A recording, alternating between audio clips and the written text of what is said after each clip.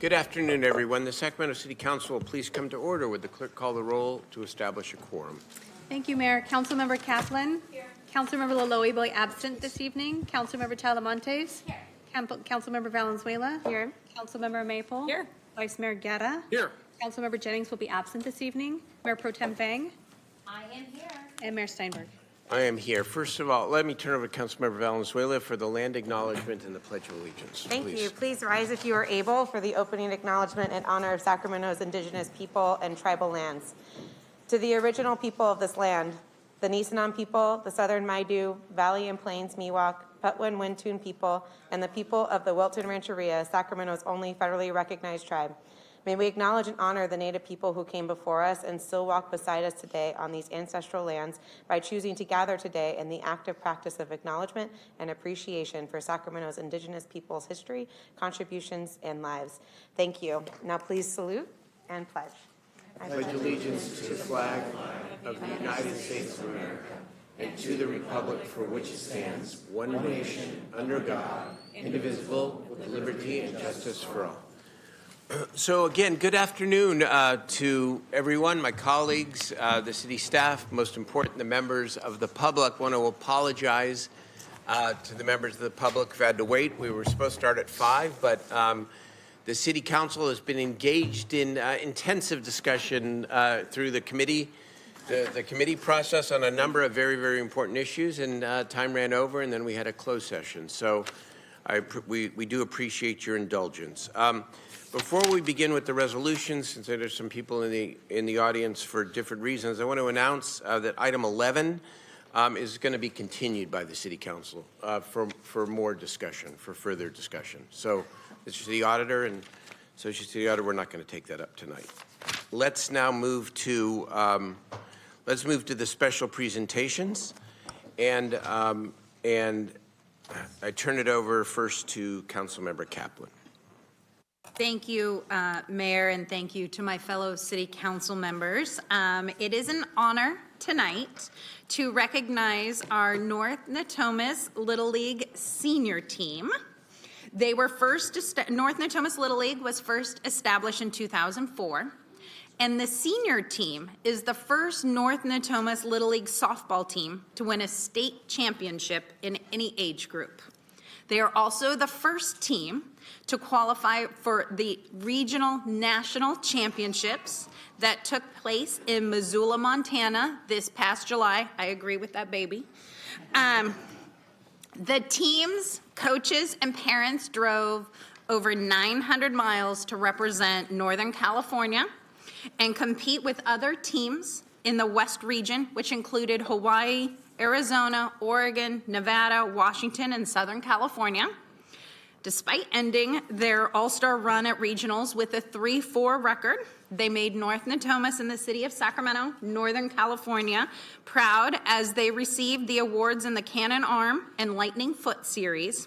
They also became the California senior team champion as they defeated Southern California 7-6 at the regional championships. So I am here to congratulate our amazing senior team, parents, coaches, because it does take a village on their historic season, and also want to recognize and welcome team manager Matt Gallegos to say a few words on behalf of the team. Come on up.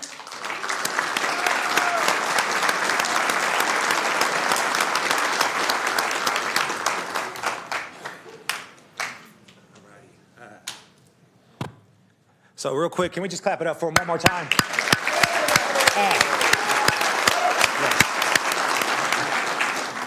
You know, a lot of things go through my mind at this very moment. The first thing I want to say is I'm so proud of these young ladies. They represented us extremely well in every aspect of the game, not just in our wins, but when we lost as well.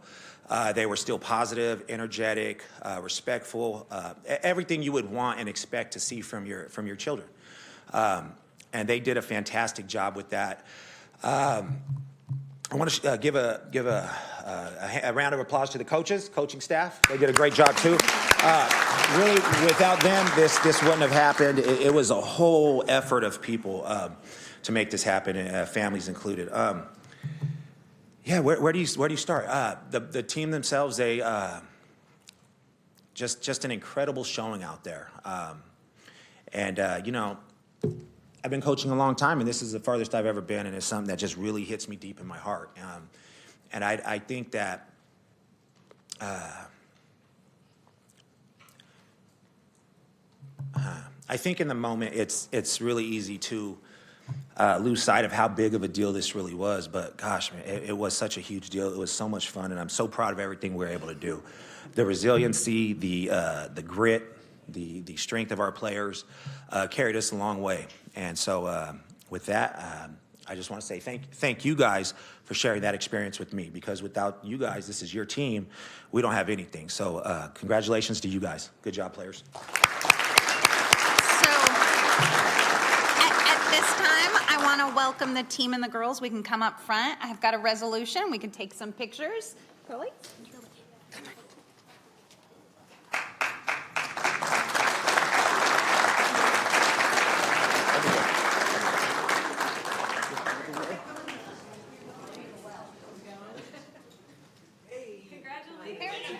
Take pictures. Come on.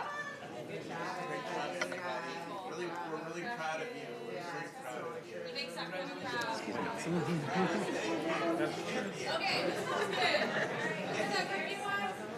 Here's your resolution. Yeah, we should use the banner. Yeah, use the banner, please. Coach, congrats. Thank you. Come on, coaches there. Wonderful. Come on, coaches too. Mateo.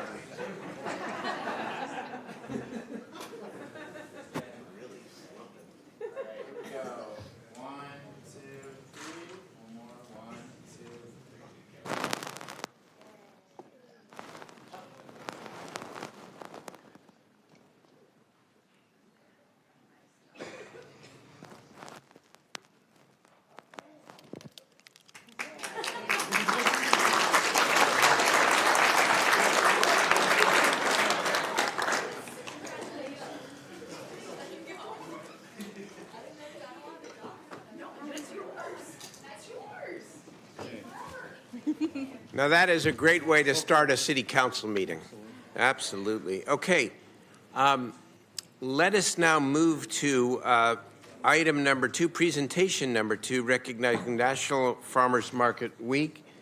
Councilmember Maple is kicking us off. Yes, I'll kick us Go. off. Thank you, Mayor. So it is my honor, along with my colleagues here, Mayor Pro Tem Bang, Councilmember Valenzuela, to kick off Sacramento Farmers Market Week. And with that, I'd love to bring up the esteemed Joni Titherington to the mic over here.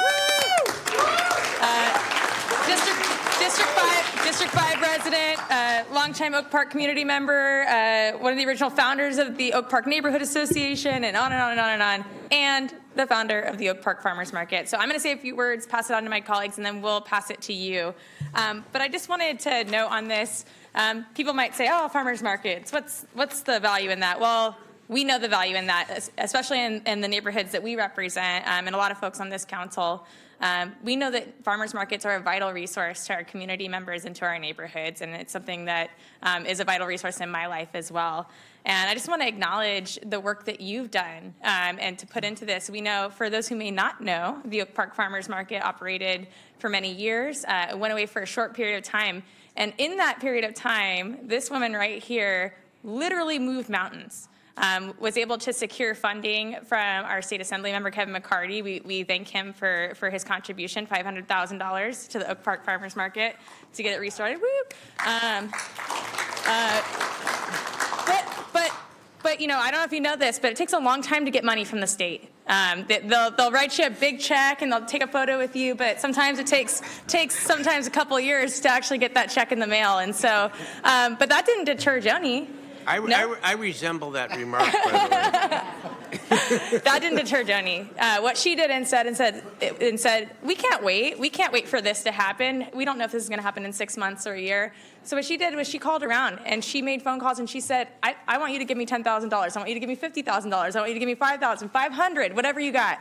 And she was able to piece together enough funding to get the farmers market back up and running because she cares that much about the community. And so I just want to thank you for all of your work make that happen. And also my Chief of Staff, Ryan Brown, who moved mountains as well to do a bridge loan with the city. And so I just wanted to say that specifically about Oak Park, and just wanted to really thank you for all of the work that you're doing and the importance of farmers markets. And I'm going to pass it off to my colleague, Mayor Pro Tem Vang, as well. Thank you so much, and then I'll pass it to Councilwoman Valenzuela. I'm super excited to be celebrating National Farmers Market Week, and I'm really excited to actually acknowledge Alchemist. They've done this incredible food justice work in our Sacramento region. Sam couldn't be here today, but really wanted to center this organization that has been really fighting the fight to make sure that we can increase access to healthy and culturally relevant food for many of our low-income families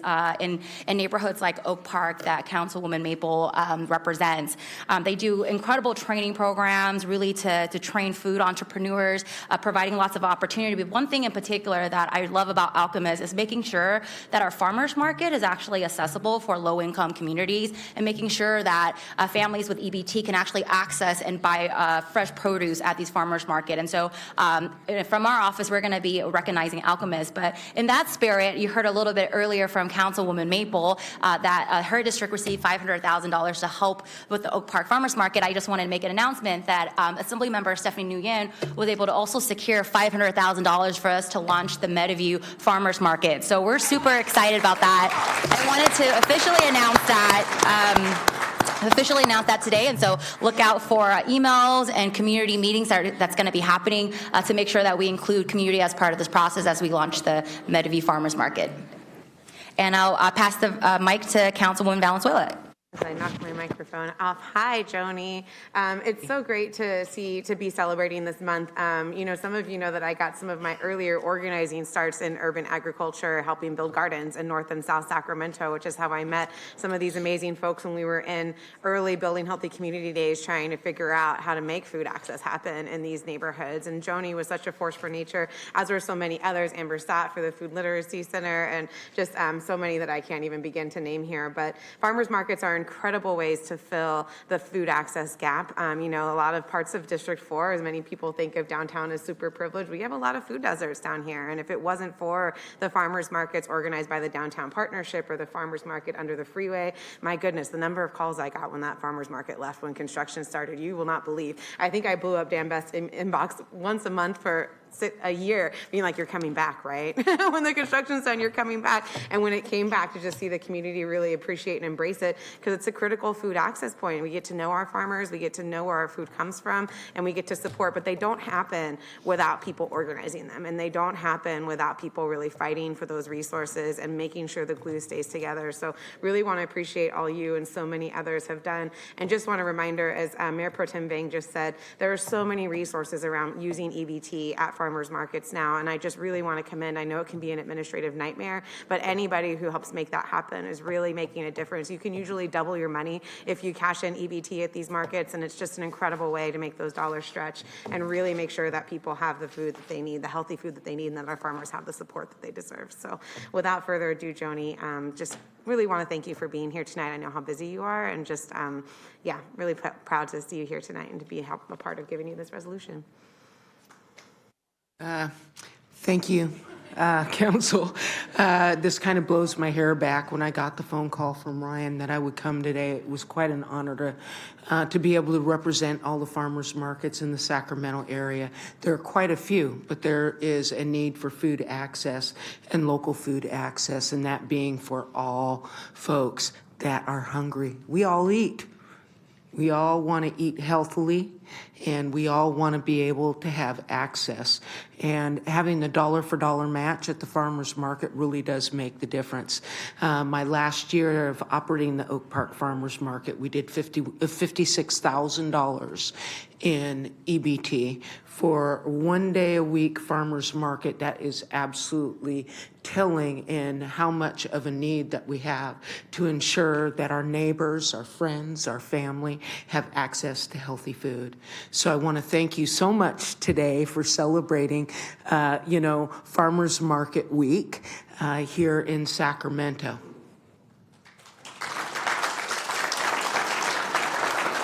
Sure. Thank you, Joni. I'm going to invite my posse up. 'cause Invite I brought everybody my up, posse with please. me. All right, come on up, ladies.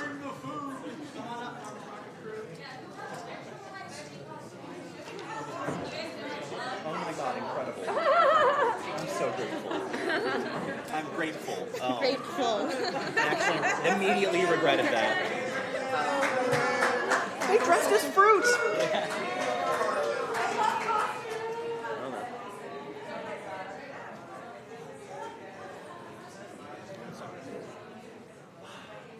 All right. I'll do the first one here. So can I get right here in 1, 2, 3. 1 for 2. What do you say? Fresh fruit.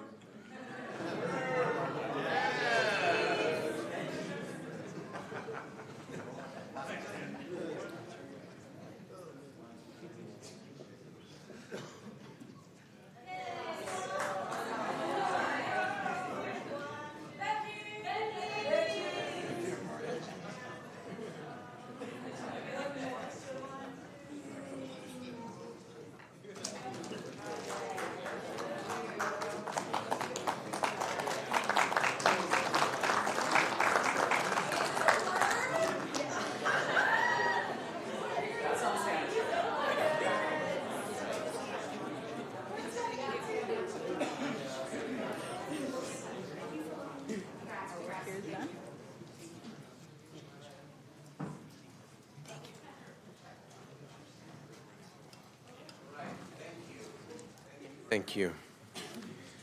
So we now move to the consent calendar, and I know there are a number of people in the audience who are here to testify on item 4, and I know that I know other members of the council are going to want to comment on item 4, a very important item. Consent maybe speaks to the fact that it's not that controversial after we've made this work for many, many years in such a positive way. But and that isn't my comment, by the way. So are there items on the consent calendar that members would like heard separately and or voted on separately, aside from 4, which we'll all talk about? Anything else? I'll speak on number 5. On number 5. Okay. Councilmember Maple? Oh, sorry. On 4? On 4, yeah, of course. And then Mayor Pro Tem? Yeah, 4. On 4 as well. Okay. So let us hear from members of the public on the entire consent calendar, then we'll turn it to the City Council. Perfect. So I have 2 speakers not on 4. Mac Worthy. Mr. Worthy.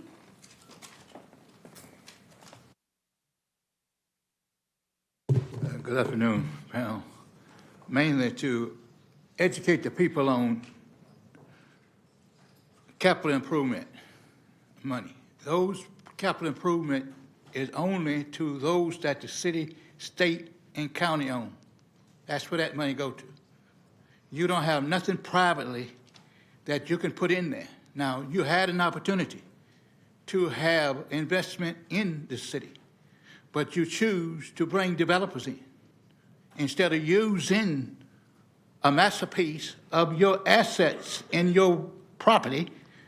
Bring a broker in and parlay. Everybody want assets in till you get to 20 to 30 millions of dollars. Then your broker will transfer that to the bank and borrow the money to develop that project. Now, when that project's accepted, ain't nothing you owe. It's what you can bring in. But your mayor refused to do that. Now, his people here that done that. Bill Berger, which was associated, he's deceased now. But other than that, people, you don't own a damn thing in the city that you bring in a supplement dollar in. It's always the government. It's always the government. Wake up, people. We know that you don't have the education, but listen to me. You got to be able to do it on a business base, not on a political base. Political base is pimping in this town, across the country, which is a whole house government. You will never get nowhere. You're going to have to bring people in here for independent investments and show your assets. Go downtown and ask for a loan from a bank from your assets, and you see what they will tell you. You won't have no credit because every in the house need repair. If private owned that property, as people live in it, they would give you that equity to go. Your property do not increase 1% per year. Jobless again. Now, we Republicans went to that. But you will see a different thing if you listen. You've got to listen, people. Thank you for your comments. Our next speaker is Kevin Fiera. Kevin Ferreira on item 4. Kevin, and then I have one speaker online. Okay. Good evening, Mayor and City Council members. Kevin Ferrer, Executive Director of the Sacramento Sierra Building and Construction Trades Council. Speaking on behalf of item 4 on the building trades, we are happy to report what the overall performance has been with the first term. Total workforce hours was rounding up 1.8 million hours, which put 8,000 construction workers to work. The local area resident workforce, it put 5,700 workers to work, which generated 1.4 million hours of work for construction workers, which equals a 76% local hire rate when the goal was 50%. And so we're asking that the council move this forward to renew the CWTA so that we can continue the good work that we've done and create good opportunities in the building trades apprenticeship programs for the local area residents in the building trades. And with that, thank you so much.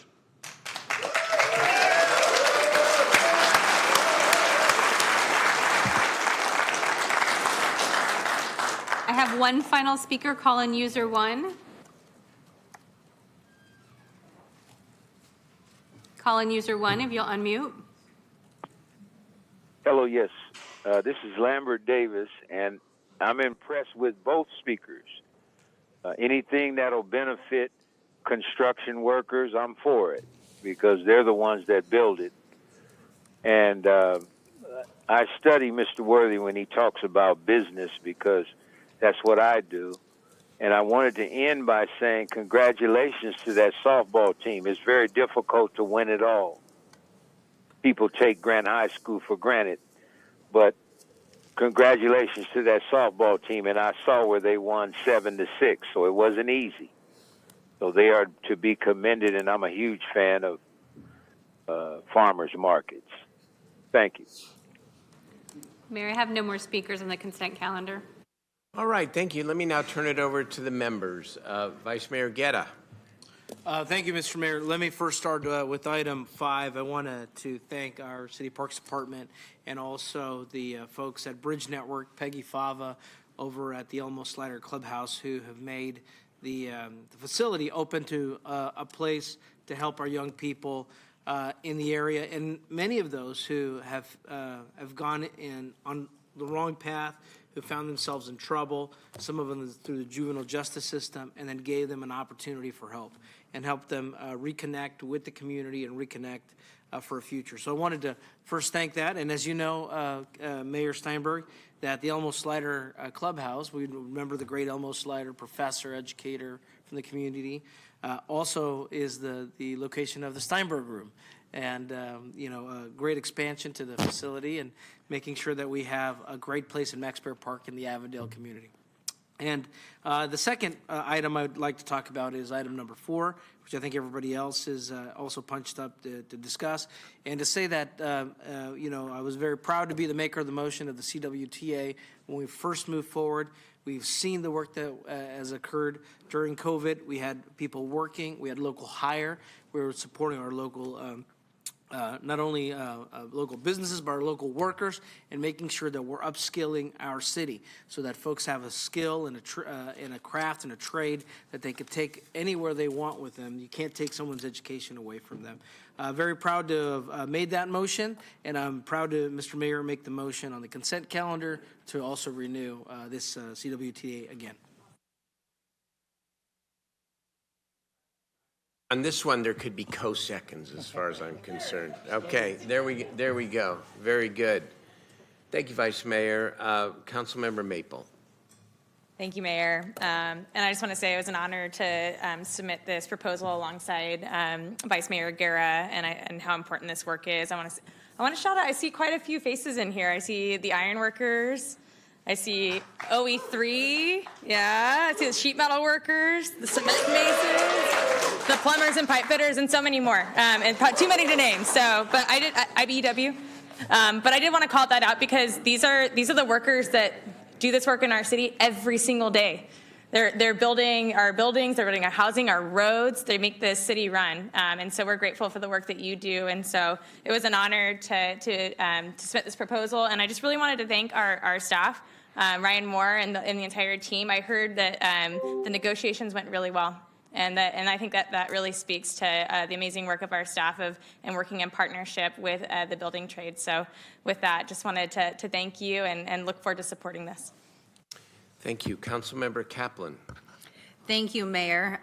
It's great to see so many familiar faces. So I started my advocacy on, back then it was PLA, and as a Natomas School Board member, where we couldn't quite get the votes, but working with many others, we got a PLA through contract language with apprenticeship programs, local hire, health and safety benefits, and I am proud that one of my last acts as a Natomas School Board member is that we officially got the votes for Natomas Unified to be part and join the CWTA. So for me, this is a no-brainer, as I've been advocating for the greater benefits since '09, before pre-qual was ever state law.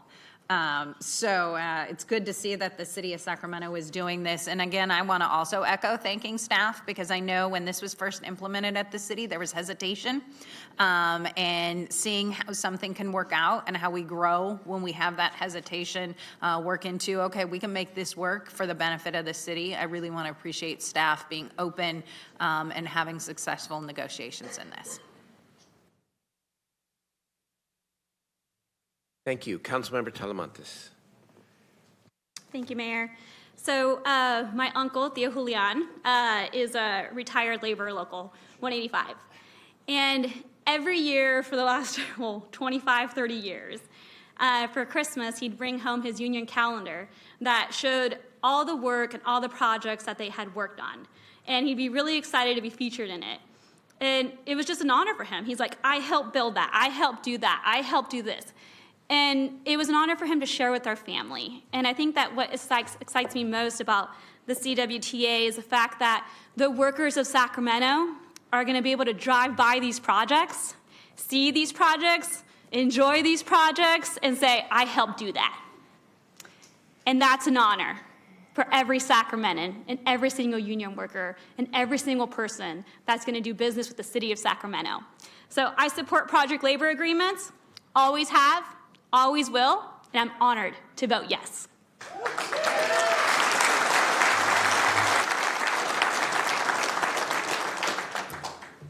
Mayor Pro Tem Vang. Thanks, Mayor. I was not here in 2018 when this council passed the first PLA, so definitely want to say thank you to Vice Mayor Guerra and my former colleagues who supported that, and I'm proud to also be supporting the renewal of this PLA. I think it's so important to make sure we have PLA. I mean, my first introduction was when I was a school board member, just the importance of making sure that we ensure that when we're looking at construction and projects that we're actually hiring locally. That is something that's truly, really important to me. One of the goals of this PLA in particular is to ensure that we have at least 50% of local hire, and that at least 20% of that local hire comes from our local priority zip codes. And we've done an incredible job. And so I just wanted to uplift that and center that. In particular, I had a really great meeting with city staff who shared with me that most of our projects, while our goal is to reach 50%, most of our projects are around actually 75% local hire, which is incredible and amazing. And that's something that we all should be celebrating. And so I just want to take this time again to thank the trades and really Ryan and our entire staff for working really hard, going through what the lessons learned were and what we need to do to just move forward. And so I just want to say thank you, Ryan and team, for your hard work, and I'm really looking forward to voting yes on this item.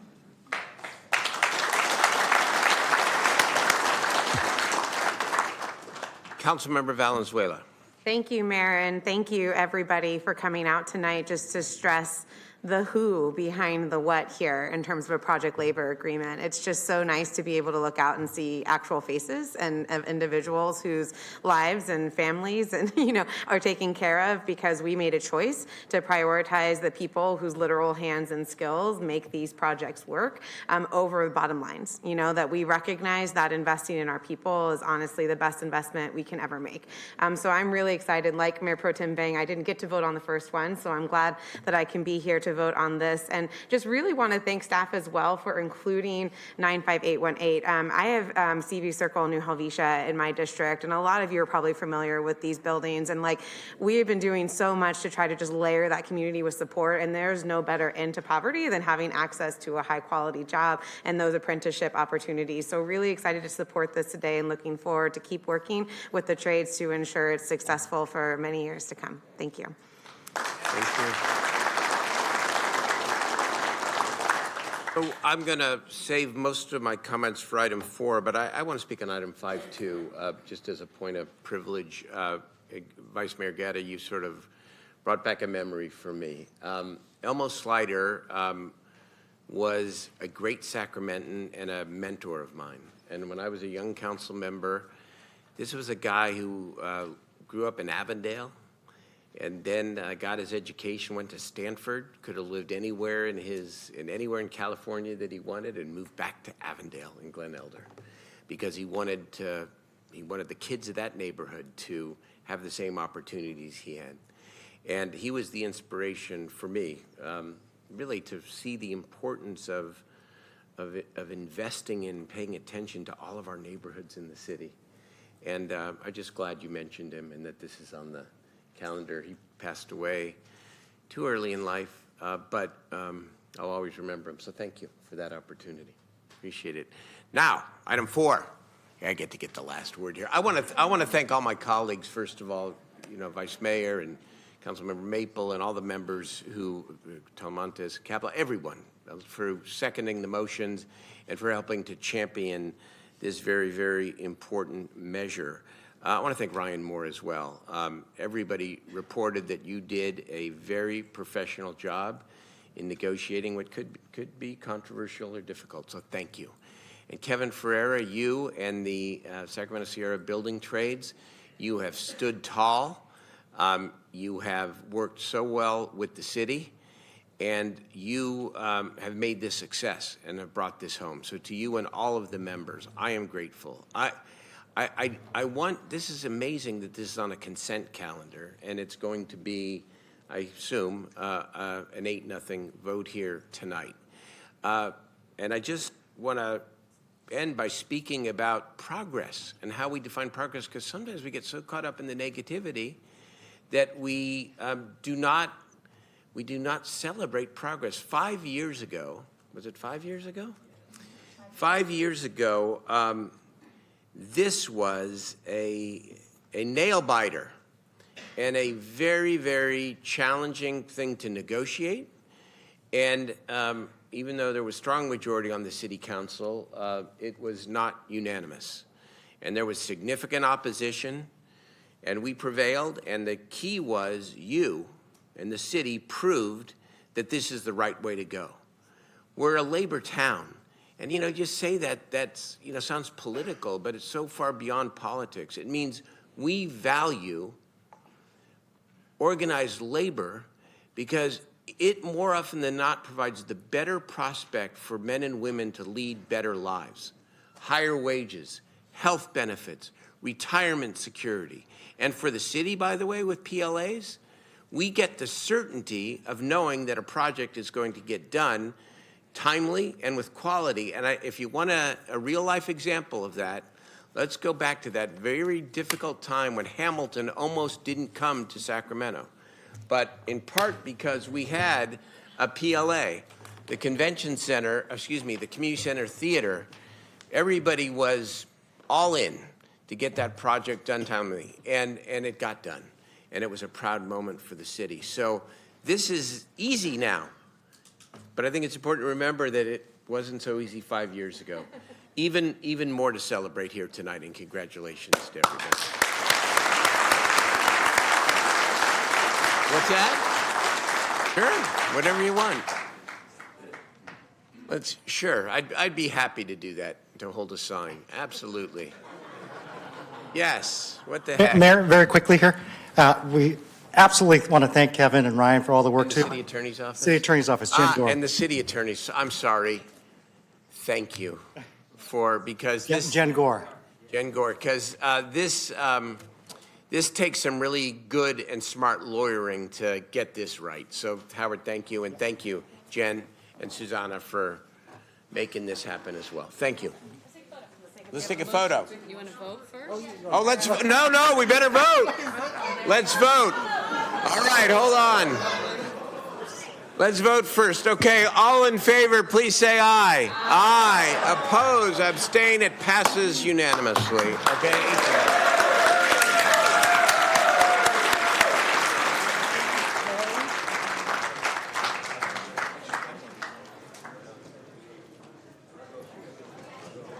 They got some more signs coming.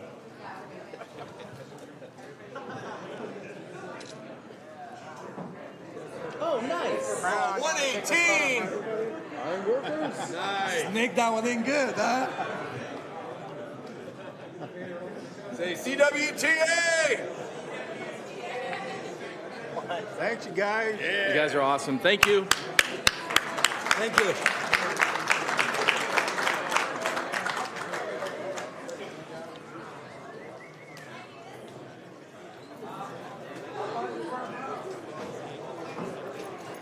Did you?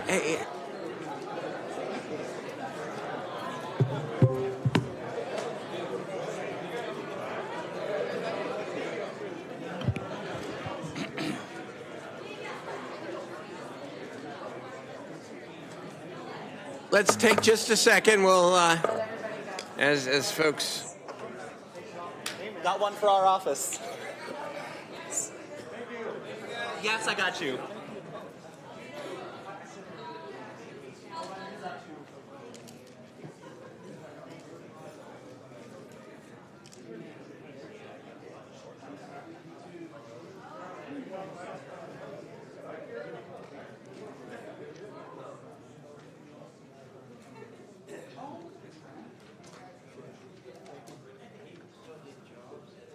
All right, let us get back to the agenda. We'll go now to item 8, please.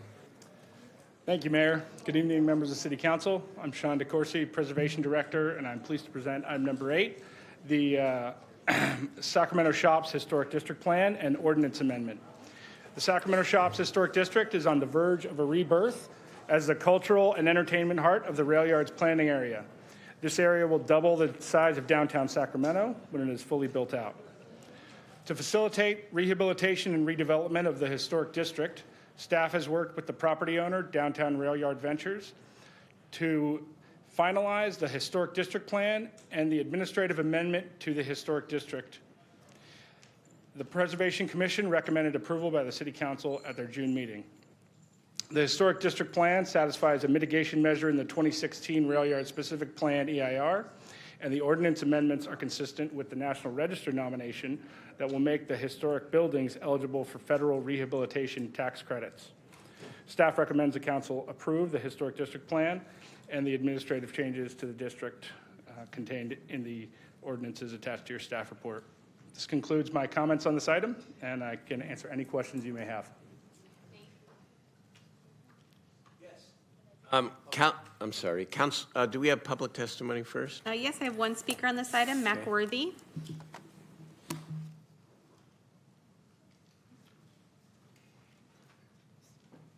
Item 6. That's number 6. Number 8. 6 was on the Eight. consent I'm not calendar. on number 8. Hold on. It is Sacramento Shops Historic District. Oh, okay. Mainly is to explain to some people how historical come by. Now, Shiloh Church was in here. They didn't move the front of that church over to 9th Avenue. Dodd and Dodd developed that. Now, you have to put stuff up from when it was first established to become historical. and you didn't explain that to them. I tried to show them, go to it and see what that is. But, you know, you're playing with historical, and we can show you places that have gone to the dog on a historical basis. Don't nobody put no money in historical buildings. It only costs. These are the things that you got to understand. Teach people that those things that have to be done, they have to be done. If they have to be tore down, tear them down. Just take a part of the front, some part of it, and it still be historical. But it have to come to quality, because there really ain't nothing historical in this city. I've been here since I was 18 years old. I'll be 82 years old September 3rd. So it's no tourists here other than going to the Capitol. So you got to understand that. What are you going to show them? Old Sacramento fell. You put money over there, it's gone. So what you going to be here on tourist basis? Tell them the truth. You don't have to lie to them. It's better to tell a person the truth than to lie to a person on issues about your city. Where if they don't have nothing but a vote here, it's sad. If you don't own something with a supplemental income, inflation gonna eat you right. Tell them that, people. You can still they'll still vote for you. I don't want to be up there. I want to try to teach the people how to be self-sufficient, independent. But politics ain't that no more. Politics is really the garbage. Look at the number of people. Thank you for your comments. Your time is complete. Mayor, I have no more speakers on this item. Thank you. Councilmember Kaplan. Thank you, Mayor. Just one quick question, Sean, if you don't mind. During the May 15th Preservation Commission meeting, Commissioner Nayar requested that additional archaeological considerations be added to the district plan if needed to protect any projects that are working within the foundations of a building. Can you confirm that this criteria or design guidance has been added, or is it already protected under the rail yards EIR? The answer to your question is both, so it is already protected under the rail yards EIR. There's also, the comments by the Preservation Commission were addressed in a round of edits to the Historic District Plan, so all the comments made by the commissioners were incorporated by the historical consultant into the draft plan. Great, thank you. Just wanted to make sure we confirm that, then I'll open and close the hearing and move the item. Very good. Is there a second? Second by Councilmember Valenzuela. No further testimony. All in favor, please say aye. Aye. Aye. Oppose, abstain. That measure passes. We now go to item, can we take 9 and 10 together, even if we vote on them separately, please, Mr. Lemos?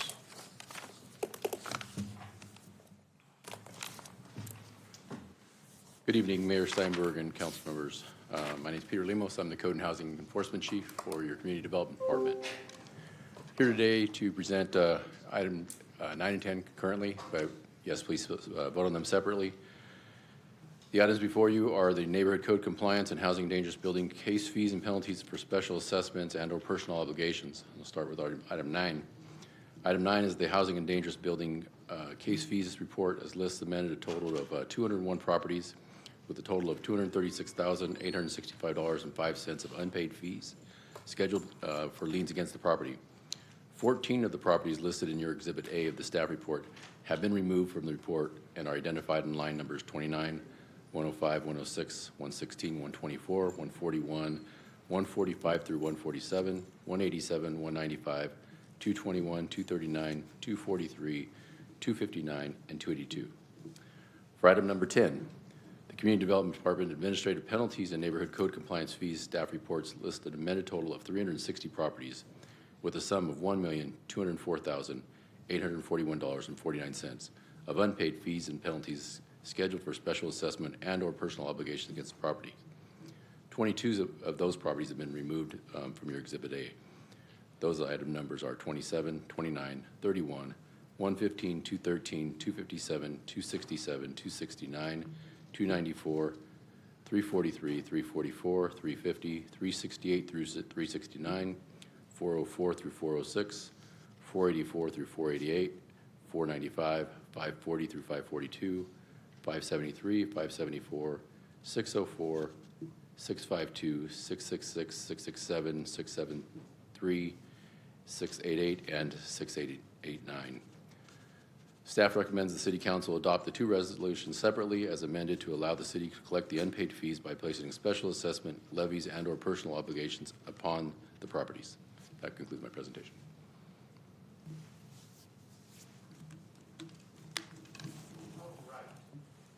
Do we have public testimony? Mayor, I have one hand raised. Ryan Misano.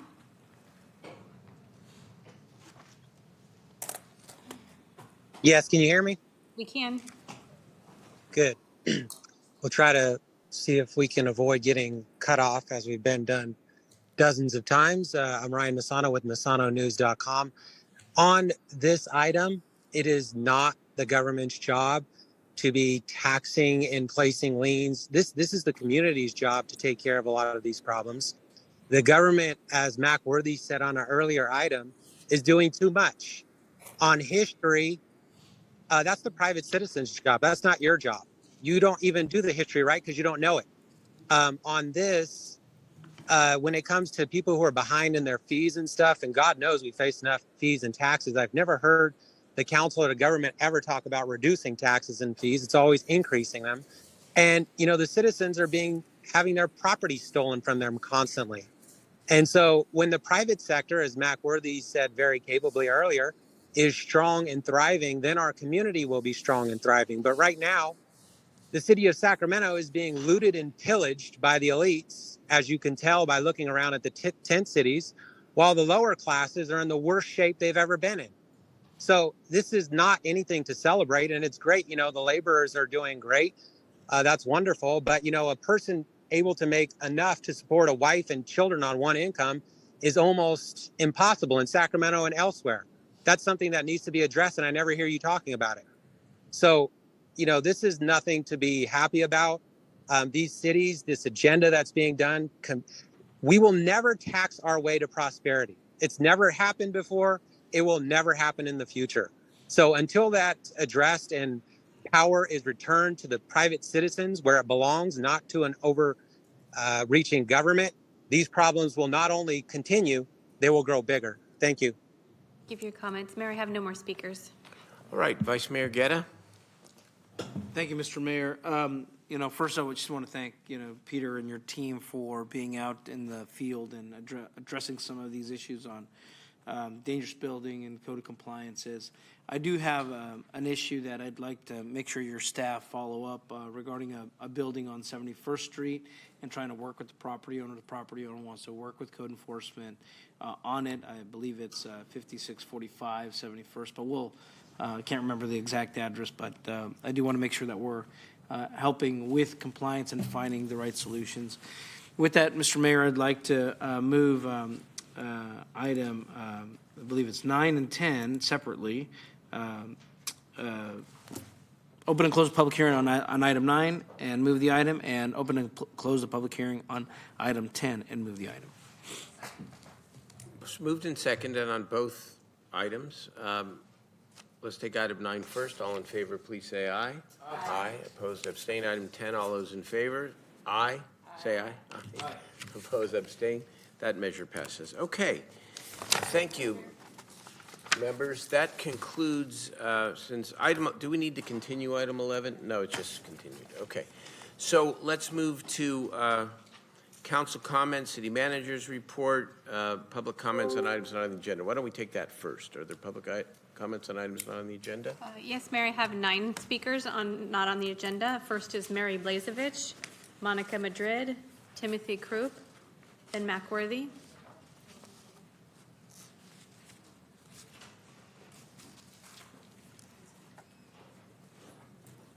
Good evening, ladies and gentlemen. Nice to be here with you. I'm glad you're back, Mayor. First of all, an operator of the light rail, I told him I was going to be attending the meeting, and I asked him if he had any comments, and he said, yes, please ask the council if we can have some new cars. So, new cars, okay. So, the second thing is, a couple of weeks ago, I made a comment that the city was a pigsty. And what do I mean by that, I think is appropriate to make an explanation. I walk or use public transportation now. And when I'm walking down the street and I'm getting a whiff of something that belongs in the bathroom, as opposed to some pretty flowers blooming, that's an issue. That's a pigsty. I don't want people urinating in this city the way they've destroyed San Francisco. Okay? And so once again, a drugstore, some fast food, some nice little shops, some nice little restaurants. We have got some, I don't know if you understand the beauty of this city when you look at the architecture. We have got some stunning architecture that we should be very, very proud of. And you can't have it both ways. You can't have smut on the ground and this edifice up here. It doesn't work. It doesn't work for me personally, and maybe it works for you guys. I don't think so for the mayor, sir, but it doesn't work for me. My project is work ethic. My family, work ethic. My nation, work ethic. Period, exclamation point. God bless each and every one of you. Wonderful to see you all. Glad once again that your family's okay, Mayor, and that you're back with us. Thank you. Thank you for your comments. Monica Madrid, then Timothy Croup, then Macworthy. Hi, Mayor and Council. I'm actually here speaking directly to the mayor right now. The Law and Legislation Committee, I was there this morning. Councilmember Kaplan and Councilmember Guerra said that they don't care about tenant protections, that they don't want a tenant anti-harassment ordinance passed here. You have the authority to take this out to revive this from being dead. If you really cared about homelessness, there are tenants getting harassed on a daily basis in Sacramento, particularly black and brown tenants. And if you really cared about ending this homelessness crisis, you would either switch up the Law and Ledge Committee and have people who don't take money from the Apartment and Realtors Association, $12,000 for Kaplan, $18,000 from Guerra, or you have people who are actually or you revive it yourself, because this is something that's really important to the tenants here in Sacramento. Thank you. Next speaker is Timothy Croup, then Macworthy, then Kyle Williams. Sorry, it takes me a little while to get up here. No problem. Thank you, Mayor, fellow council members. My name is Timothy Croup, and I've been noticing, like everybody else, the homeless situation. And I have a couple solutions that, everybody notices the problem, but nobody points it out. On my journeys that I do, I've been going down Marconi, and I saw an empty, vacant building. I don't know what it was at one time, but it seems to me that it could be fixed up, and everybody has like a little unit, in there. It would be like a miniature apartment, so to speak, and make it like self-sufficient. I mean, here we give people handouts and things like that, but I see a lot of misuse of all that. I see a lot of misuse of the EBT cards and things like that. That's got to stop. So I was thinking, okay, if we had a building like that, put like a little store in there, and make the EBT card only good for that particular place. I think that would be an ideal, because I've seen people sell their EBT cards for $50 or pennies on the dollar just to get some money. If we had a set card where it's only good for this area, they would, and it would go back to the government. So if the government gives them $200, this place would have a store. They could use the EBT card there, and it would go back. It would be like a rotation. Same thing, you could have like a little restaurant, maybe a doctor can be there once a week, other facilities that, mental, whatever the situation be. But this way, the money goes back. Thank you for your comments. Your time is complete. Our next speaker is Macworthy, then Kyle Williams. Thank you for the idea, sir. We appreciate it. We listened. Can I come back next week? Yes, you can come back every week, okay? Okay, thank you every very much. week, okay? Macworthy. Thank you. Following Mr. Worthy is Kyle Williams and Leslie Lopez. Audit. People, you don't audit anything of a government from a person that works for the government. You get an outside audit. If you don't bring an outside auditor in here, you're gonna continue to lie. Mayor, you should know that. You should know better. You should know that you got to give the real numbers. See, who worked? We don't care who worked. We want to know where the money went and who it went to. That's when you're in trouble with homeless. That's when I encourage people to file a lawsuit. You misuse that money. When you was going to San Francisco, going to Seattle, looking at Boone, you misused that money. Billions of dollars was put together. You misused that money. And you know it. So face the people and let them know the money was misused. And when you move your responsibility to the city manager up to $5 million, it doesn't make sense. Where have he been? What 5-star corporation he ever managed? Nobody. Favoritism. How you going to tell labor it's going to be fair when you eliminate competition? When you eliminate competition, you kill America's free enterprise. Tell the people the truth. There's no sense in lying to them. Tell them the truth and they will help you straighten it out. But you keep going around and round and round, favoritism, you're going to drown. Favoritism brings on ill will feelings. You know that. So wake up. Be faithful to the people that voted you in. I didn't. I don't do such thing. So whoever voted you in here and the new people come on, you ain't brought nothing to the table but a mouth. That's all. I listened at the early meeting. People wake up and bring something to the table or get the hell out of here. Thank you for your comments. Kyle Williams, then Leslie Lopez.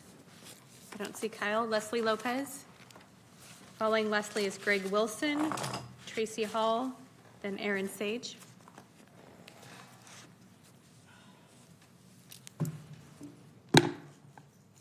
Good evening. Yeah, my name's Leslie Lopez.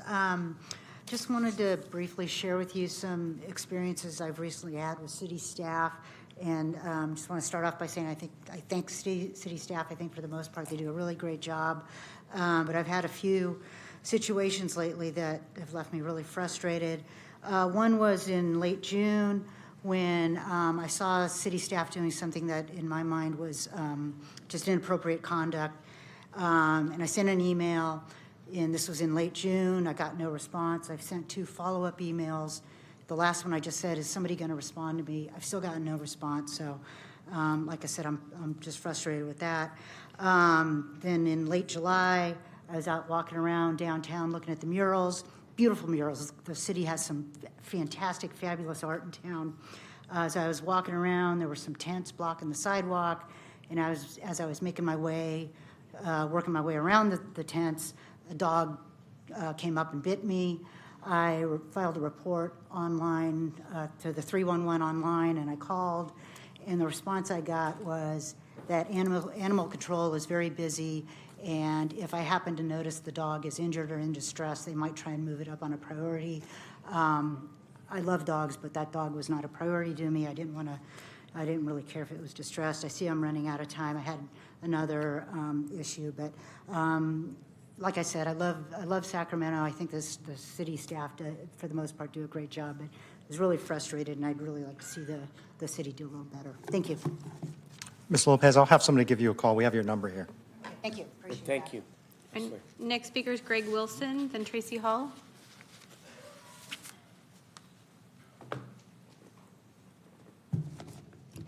Hello, Mayor and City Council. My name is Greg Wilson, and I'm with Ways Rooms for Rent. We're a small local business that provides shared bedroom housing to people who are either homeless or on the brink of homelessness.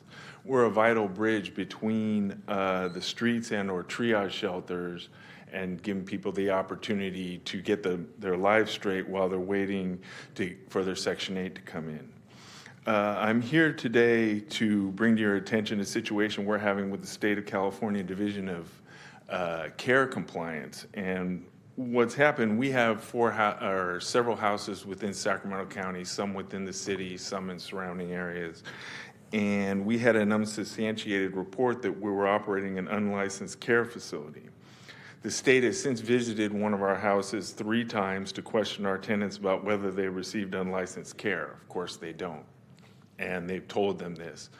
But because of their supposed regulations, they need to come and talk to every resident in our house. And, as a, rooming house, essentially, we have people coming and going, so this isn't possible.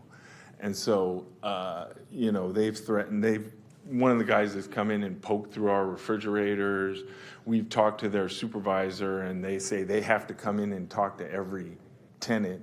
It's confusing to me that they seem to have the ability to come to our, residents without a warrant, based on a report that we're operating unlicensed care. And so first we wanted to bring this to your attention. And also just in general, I think that in terms of the issue of homelessness, this bridge between your triage shelters and ultimately getting people into Section 8 housing, which is a room and board, we call it shared bedroom housing because we don't provide food, doesn't seem to be, or seems to be under. Thank you for your comments. Your time is complete. Thank you. Can we put this gentleman in touch with somebody who? We'll catch him on the way out, but then this is, I'm a little confused. This is the state agency that is Yes. coming to, okay, Yeah. we'll try and connect you with somebody from the state. Okay, thank you. Okay, thank you. Next speaker is Tracy Hall, then Aaron Sage. Hello, how are you? Nice to meet all of you. Thank you for letting me speak. I am of the homeless community. I did not label myself that way. I'm a retired Caltrans. I have an RV, and because of the pandemic, the way it is, okay? But I have some solutions there to, how would I say, the RV situation. Okay, I'm sure you've noticed on the street, all right? And with the tent, okay? There is the parking lot at S and 22nd Street because as I said, the women are being hunted. We have a predator on the streets that have targeted us, okay? Since I've been on 3rd Street, I've had a generator stolen. I'm tired of being some people walking up, do you have any Chris? Do you have any Chris? Do you have any Chris? Okay? The other night, some guy sticks his arms in my thing, offers me money to have sex with me in my RV. Okay? Now, as I said, there are very few women, 3 actually, that have their own RV. Okay? But there are many more tents. Okay? As I said, that place there, it is it's got guardrails around it, fencing, 100% video. All we would need is porta potties and a dumpster, okay? Because of being on the street, and I did do the downtown street cleaning thing with them, and it is quite noticeable about the homeless that are women on the way they conduct and handle themselves, and younger gentlemen. The average age on our street right now is 53 years old. We're on disability, we're retired, we're trying, okay, so what we need is different than a 32-year-old who just wants to do their things on the street, all right? And with the camp Thank you for your comments. Your Okay. time is complete. Our next speaker is Aaron Sage, then O.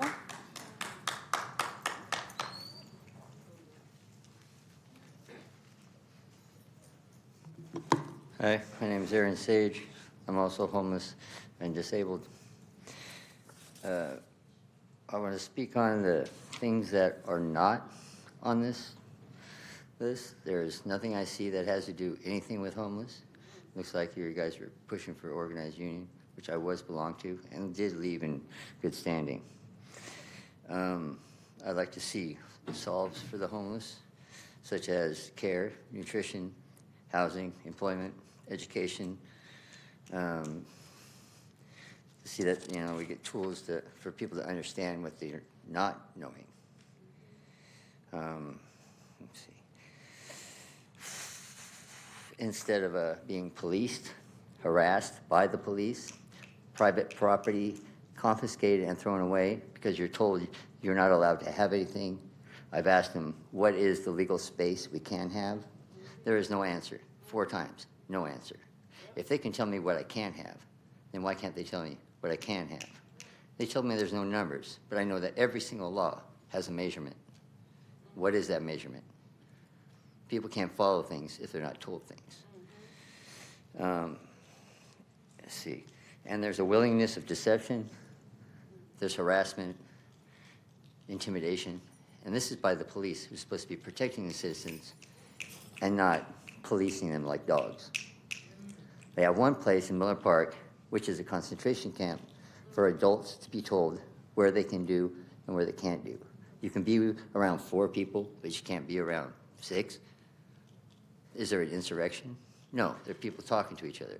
That's what people do. 10 o'clock curfew for a 52-year-old man. I've been self-governing myself for a long time. I can't be in a place like that, nor will I. My family has fought against that. Not going to happen here. And Thank you for your comments. Your time is complete. Our next speaker is O. And then I just wanted to double check Kyle Williams has left. Okay, Kyle, you're after O. I just want to bring up a few things that happened between last week, yesterday, and today. There was no SAC PD liaison at the community meeting yesterday, the police commission meeting yesterday, which is crazy because the commission helped host their required community forum to obtain more military equipment, but yet again has a single officer shown up to their meeting. Just not sure if y'all are aware of that.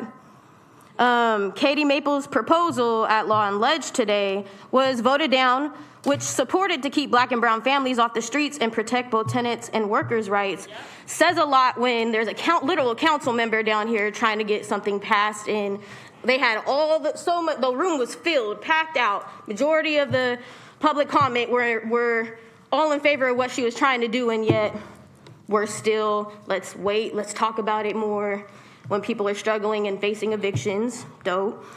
At Law and Ledge, you also passed Lisa's ordinance upping sideshow enforcement, where a majority of the participants are Black and brown youth, but yet we still have no policy around SAC PD handcuffing minors. I wonder if that has anything to do with the 2 minors that we know of being Black. Although there was a 2-week court-ordered ban from sweeps due to extreme weather conditions, y'all still couldn't help yourselves and swept unhoused neighbors right outside this building, not once, but twice. This is week 20 of us being here. I'm just going to list demands until my time is up. So, 1, we demand a moratorium on all military equipment purchases. 2, we demand City Council approve all SCPRC recommendations on military equipment use. 3, we demand a data transparency ordinance for Sacramento City. 4, we demand an end to SAC PD's use of pretextual traffic stops. 5, we demand an end to SAC PD's use of unmarked cars and plainclothes Thank you for your police comments. officers. Your time is complete. Our next speaker is Kyle Williams. This art on the wall is awesome. How's your backstroke, Mr. Mayor? I got a minute 56. Let's cut to the chase. 2 minutes is tough enough to get a point across. This is my 4th time talking about minimizing the use of leaf blowers. Why am I doing this for a 4th time? And the guy that cleaned up New York, he cleaned up New York by getting all the little things done. What was his name back in the day? He's a Republican, probably a bad word here. But, you know, and this lady here, I don't know, I think the rules say I can't mention her name, but her card's right here. I've called her 12 times. She's not returned my call, Mr. Mayor. One of the people that works on this board. You don't call me back. I've called her 10 times. Right here, you want to know the dates? To try to minimize the use of leaf blowers in Midtown. It doesn't need to be done everywhere, but everybody that lives down here knows it's a joke. We blow leaves when there's no leaves. We can't figure this out. I mean, you know what I mean? So this is the 4th time I'm trying to get this across. I'll help you do it, okay? Katie, Karina, Mindy, Howard, whoever wants to work with me, I'll work with you to minimize the use of leaf blowers. Now, landscapers, less ear ringing. They'll love it. Go mask free. Trust me, I've talked to landscapers. They would love it. Property owners, save money, get a variety of things done. The general public, peace, less noise, far less allergies. It's a win-win-win for everybody. Do you know the only person that isn't a winner? It's the finicky landowner that wants every little thing picked up. So the finicky ruin it for the rest of us. Everybody else will win if we minimize the use of leaf blowers. But I can't even get a call returned by my District 4 representative. Thank you for your comments. The next speaker is Richard Markelson. Richard Markison. Good evening, Mr. Mayor and council members.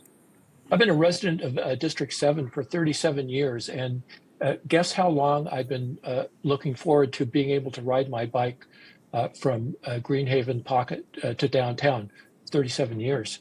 20 years ago, the city established a plan to build a continuous path from Meadowview to downtown, but guess how much of that has been constructed? None. Now the Central Valley Flood Control Board is allowing entitled wealthy homeowners who live along the levee to erect new barriers on the levee, levees that were repaired with tax dollars. The city needs to step up and demand that the Flood Board explain their actions to approve these new barriers. I encourage the council to call on Assembly Member Nguyen and Senator Ashby, who are both very familiar with this issue, to require the board to explain their apartheid-inspired actions. Say no to more barriers on the Sacramento levee. Say yes to a contiguous parkway that allows all residents to enjoy the Sacramento River and to travel without having to come down on Pocket Road and Riverside and travel contiguously from Meadowview to Old Town and to downtown Sacramento. Thank you very much. Thank you for your comments. We have 3 more speakers. The next is Erica Jaramillo. Hi, council members. I just want to second what Monica Madrid asked of the mayor. But also more importantly, I'm not a lawyer, but I'm wondering if your lawyers could help us as public members understand SB 1439, because I believe Lisa Kaplan and Eric Guerra both have made or received over a couple $1,000s from the California Apartment Association and the Building Industries BIA. And I know that you guys also just voted on the project labor agreement tonight. So I support project labor and labor agreements in general, but it wouldn't be fair to have them be voting on things that are also a conflict of interest for them. So that's my only concerns. Thank you. Thank you for your comments. Next speaker is Lambert Davis. Yes, this is Lambert, and I attended the 3 p.m. meeting, and I learned during that meeting, I'm a big advocate for the Brown Act. I know that act. And I learned during that meeting that staff members, some of them make $45 an hour to $216 an hour to prepare and publish agendas. And I've always been an advocate for whatever's on the agenda should be enforced. It should be enforced because people are getting paid to put that agenda together. Either the city workers should give the money back or enforce the agenda, because that is a blatant disregard for the Brown Act. And then I wanted to also say that I played a song, and it's turned into a video now, Mayor and City Councilman Liloli and the City Manager's Office. It's gone viral in Southern California. And Mayor, I know you're happy for us because our pumpkin cheesecake and also our plain is what's going to be flooding the state of California because it was voted the best cheesecake in Northern California during the 4th of July, and we didn't hardly get any money from City Hall. That's a shame. It really is. So shout out to the Davis family and the millennials. The millennials have kept me on the straight and narrow. Thank you. Thank you for your comments. Our final speaker is Ryan Misano. Here we go. I'm going to cut him off if there's anything. Ryan, if you'll unmute. Anti-Semitism. That's what I'm going to do. I'm unmuted. I'm just listening to the mayor telling everybody Yeah, no, to cut me off. you better believe it. I better not hear anything that is anti-Semitic or close to it, or else I will in fact cut you off. So you go right ahead. Yeah. Okay. Well, you're not going to say that when I'm right there. But anyways, what I wanted to talk about was this whole diversity, inclusion, and equity program, which the mayor religiously promotes.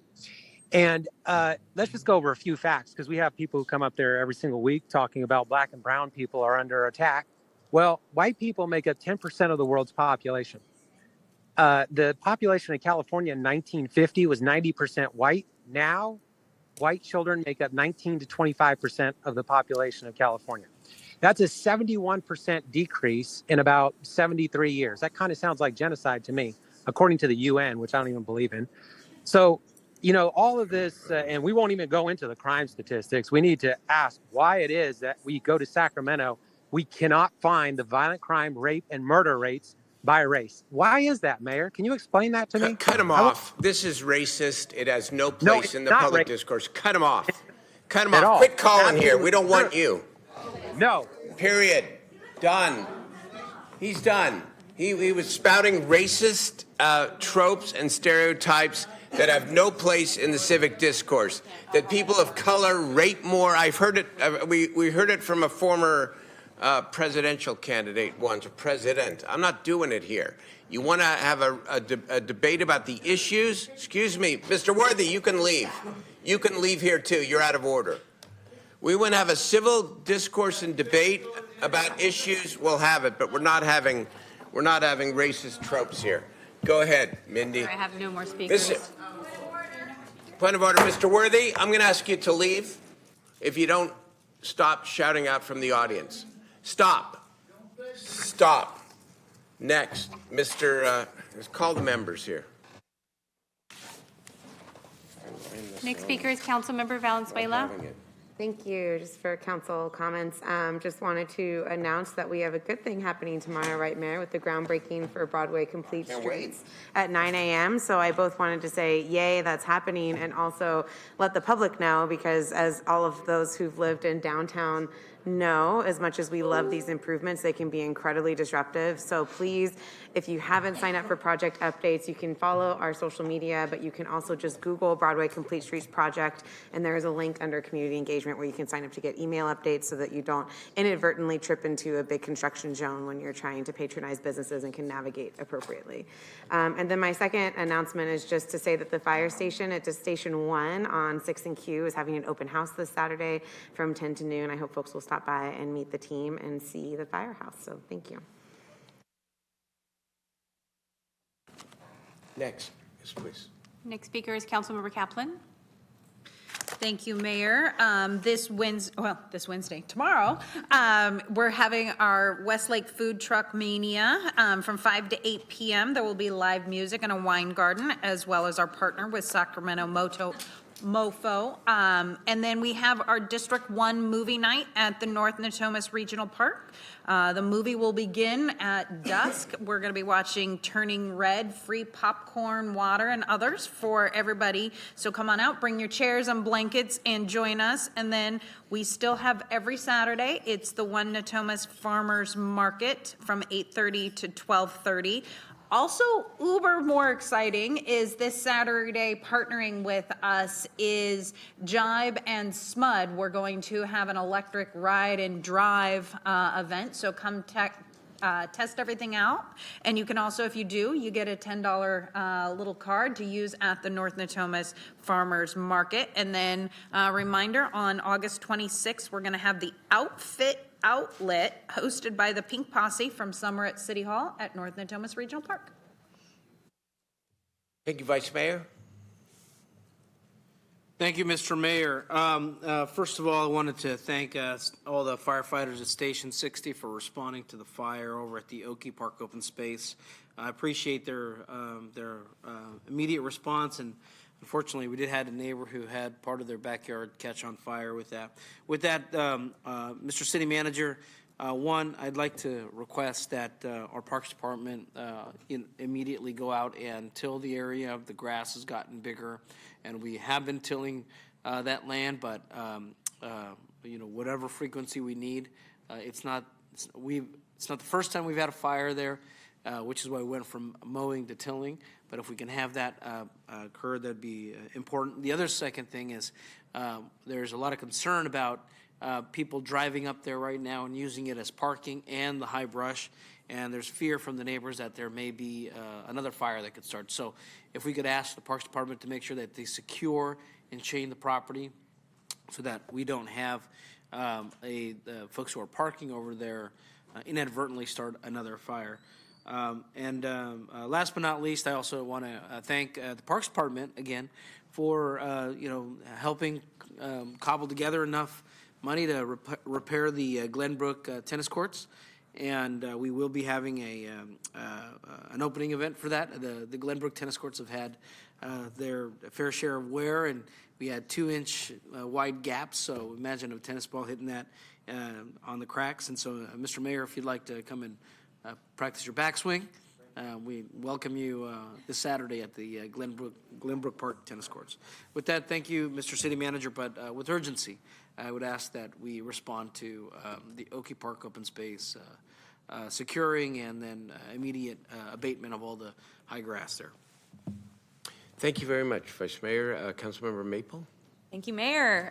Just a few things one thing to report out and two fun events coming up. So I just wanted to share my experience with my recycling and solid waste division ride-along last Friday. It was a really, it was a fun experience, which I didn't expect riding in a garbage truck.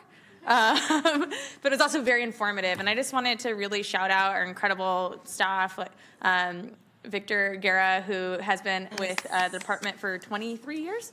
And he wasn't even the person who had been there the longest that I met that morning. I also was surprised at how cheerful everybody was at 5 o'clock in the morning, because I certainly wasn't. And so I think that just says a lot. And I want to keep it brief because I know I don't want to stand in between anyone and their duties after this. But we rode in Oak Park, and he knew everyone. I'm talking, everybody was coming out of their homes, saying hi. He knew everyone's kids. They were excited to see the garbage truck, little kids, and to the point where he was getting out of the truck to have conversations with elderly members of the community who might be the only person they actually talk with and interact with that day. And that meant the world to me. And so I just wanted to uplift Victor and all the work that he does and the entire staff there. So if you haven't already, I want to challenge all of my colleagues to do a ride along with the Recycling and Solid Waste Division. Yeah, dude, I don't think that they do that. It was a good 4 hours. It's an 8-hour shift if you want to do the whole thing. Yeah. Okay, into events. So this Thursday, you can join the Aggie Square Plan into Action. It's taking place at 4800 2nd Avenue, room 2030. They're going to do a walking tour of Aggie Square, and they're also going to provide project updates. So this is a great opportunity for the community to come out and learn about what's going on at Aggie Square. I can tell you, as someone who lives in the neighborhood and I can see the cranes in the sky, it is coming along very swiftly. I cannot believe how quickly these buildings have come into existence, so kind of exciting to see. And then our last event will take place this Saturday. So this is going to be at Chorley Park. It's the Golf Course Terrace Neighborhood Association Ice Cream Social and Movie Night. We decided to combine them this year. We'll be watching Flubber, which is one of my favorite movies of all time. We will be serving the ice cream and other food at 6 p.m. Movie starts at 8 p.m., so join us there. Thank you. Thank you. Mayor Pro Tem, of course. Thanks, Mayor. I just have a few community announcements. We have several events coming up. The first one is this Saturday. We're having a community swim at the new Luther Burbank high school pool. This pool was renovated with Measure Q, and so really excited about that, and want to give a shout out to School Board President Chinua Rhodes, who is leading this effort. It's free open swim for the community. There's 2 sessions, one from 11 to 12:30, and then one from 1:30 to 3 p.m. And you can actually register at www.scusd.edu/Burbank Swim, and we'll also make sure to push that out on our social media outlets. Last weekend, we also had concert in the park at Valley High, and we're going to be doing another concert in the park at Cabrillo Park, and that's at 1825 67th Avenue. That is right next to the Cabrillo Pool as well, and so looking forward to that event. That's also happening this Saturday, so go get your free swim at the new Luther Burbank High School, and then come over to Cabrillo Park for our concert in the park from 4:30 to 8. And then that Sunday, actually, we're having another pool party happening at Cabrillo Pool, and so encouraging community members to come out to that. And then lastly, one more August event. We have a few September, but I think I'll hold off on the September one until our next meeting. But also just wanted to let folks know that we are having a community meeting regarding the Stone Beetland project that's coming to South Sacramento District 8 in the Detroit neighborhood. And that's happening on Monday, August 21st, and with details to come, so we'll make sure to share that information out. Thank you so much, Mayor. Thank you. I don't see anything else here. If there's nothing else to come before the City Council, we are adjourned.